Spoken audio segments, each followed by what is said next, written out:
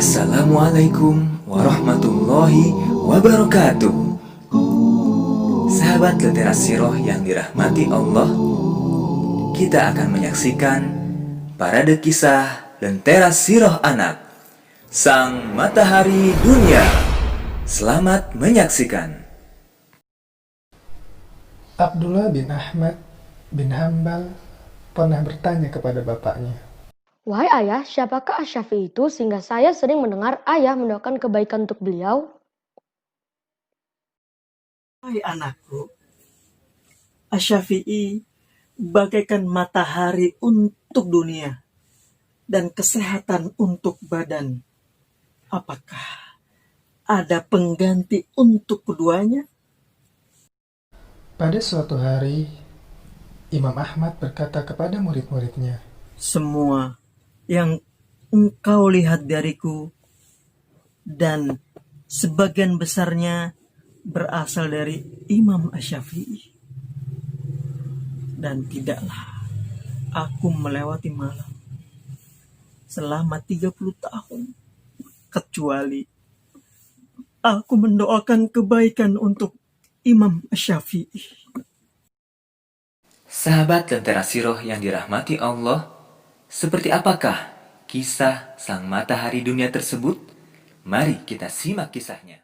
Imam Asy-Syafi'i dilahirkan pada tahun 150 Hijriah di kota Gaza, Palestina, yaitu pada tahun yang sama di mana sang ulama besar pada zaman itu, yakni Imam Abu Hanifah, meninggal dunia. Ayah Asy-Syafi'i meninggal ketika beliau masih kecil, dan nama lengkap beliau adalah Muhammad bin Idris. Ia tumbuh di keluarga fakir.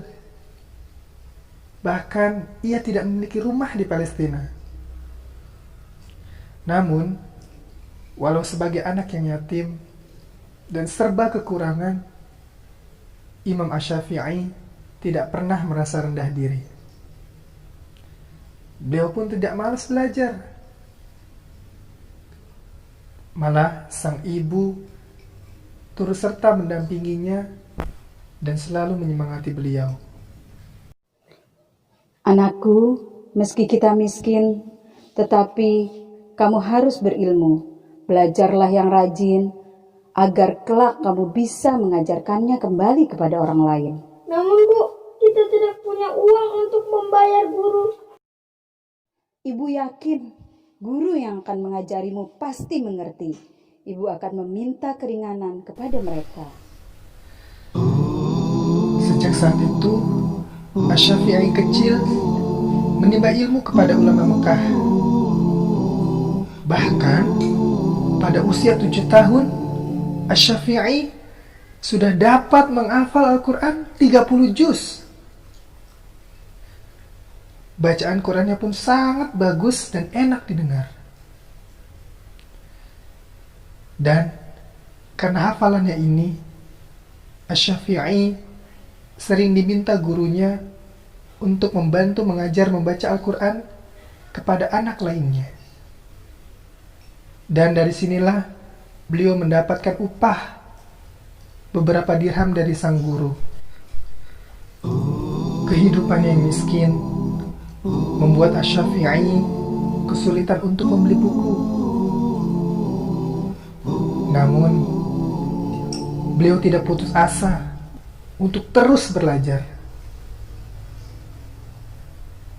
Beliau sering mencari tulang-tulang yang sudah kering, kulit binatang, atau kertas-kertas bekas. Barang-barang itulah yang dia gunakan untuk mencatat semua pelajaran dari guru-gurunya.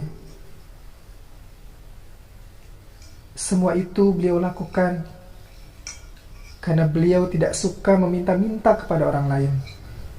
Potongan tulang, kulit, dan kertas yang dipakainya untuk menulis semakin menumpuk di kamar Asy-Syafi'i. Hal itu membuatnya tidak bisa tidur dengan nyaman. Akhirnya, beliau memilih untuk menghafal semua pelajaran yang dia catat. Setelah itu barulah potongan tulang, kulit dan kertas tersebut dibuang olehnya. Kini, kamarnya telah bersih dan beliau tidak kehilangan ilmu yang telah beliau tulis tersebut. Asy-Syafi'i terus belajar kepada para ulama Mekah. Beliau mengalahkan teman-teman sebayanya dalam belajar. Sungguh, Asy-Syafi'i yang hidup serba kekurangan itu menjelma menjadi pemuda yang jenius pada masanya. Tak tanggung-tanggung, di usia 10 tahun, beliau sudah hafal dan mengerti tentang kitab Al-Muwatta, sebuah kitab kumpulan hadis karangan Imam Malik rahimahullah ta'ala, yang kelak menjadi gurunya. Asy-Syafi'i menghafal kitab Al-Muwatta dalam waktu yang tidak lama. Beliau pun ketika menghafalnya, meminjam kitab itu dari salah satu seorang penduduk Mekah. Selain belajar ilmu, Imam Asy-Syafi'i juga belajar memanah. Beliau hobi memanah dan mahir di dalamnya. Sampai-sampai ketika beliau melepaskan 10 anak panah, semuanya mengenai sasaran dan tidak ada satupun yang meleset. Imam Asy-Syafi'i menuntut ilmu di Mekah kepada para ahli fiqih dan ahli hadis yang ada di kota tersebut. Sampailah kepadanya kabar tentang imam di kota Rasulullah, Madinah Al-Munawwarah, yaitu Imam Malik bin Anas rahimahullah. Namanya begitu populer di seluruh penjuru dan disebarluaskan oleh rombongan-rombongan musafir. Malik bin Anas juga terkenal dalam ketinggian ilmu dan hadisnya. Kabar tersebut membuat keinginan Imam Asy-Syafi'i untuk hijrah ke Madinah menuntut ilmu semakin meninggi. Lalu keluarlah Imam Asy-Syafi'i dari Mekah menuju Madinah untuk belajar ilmu fiqih kepada Imam Malik bin Anas sekaligus hadis-hadis Rasulullah yang telah diriwayatkannya. Kepergian beliau ke kota Madinah tersebut dibekali dengan surat wasiat dari wali kota Mekah kepada wali kota Madinah. Dan sebelum beliau meninggalkan kota Mekah, ibunya berkata kepadanya, Ini uang 400 dirham. Wahai ibu, berilah saya nasihat. Wahai anakku, berjanjilah kepadaku untuk tidak berdusta. Baik ibu, saya berjanji kepada Allah, lalu kepadamu untuk tidak berdusta. Kemudian pemuda itu pun menaiki binatang tunggangannya dan keluar bersama rombongan yang hendak menuju Madinah. Dan beliau telah meletakkan uang sebanyak 400 dirham tersebut di dalam sebuah kantong yang ia jahit di sela-sela bajunya. Di tengah perjalanan, rombongan itu dicegat oleh kawanan perampok. Mereka merampas seluruh harta dan perhiasan yang mereka bawa.